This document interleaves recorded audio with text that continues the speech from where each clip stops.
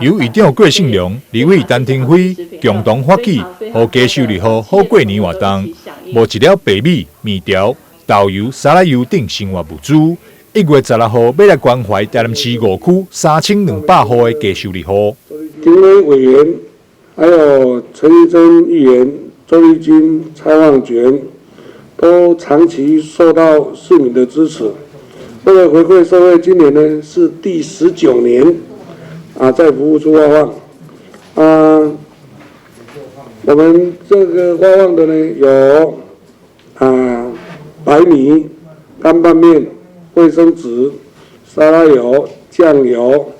牙膏等一些都是民生用品。那将近3220户的低收入将会受惠。针对所有的低收入户，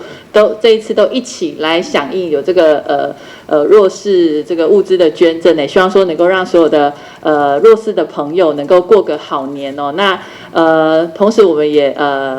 怡珍跟婷飞这边也是透过爸爸的这个陈家照基金会，那也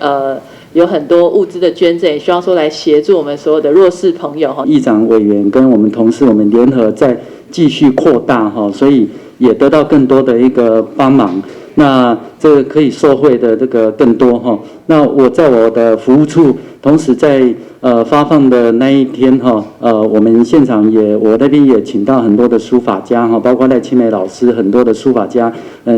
书画学会6、7位以上的书法家都在现场直接也是挥毫送这个春联。这次的爱心物资，除了有济民代帮忙募集，今年更结合登录爱心会、好第一食品、同雅电子、乔登日式发型、肯尼士有限公司、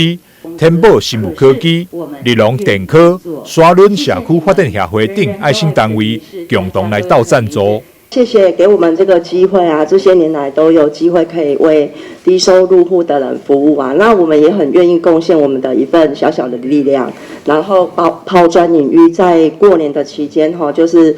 出一份力量，让大家都可以帮他们剪得很漂亮，然后过一个好年这样子。议长郭信良表示，这次关怀对象是5区大约3200户家属。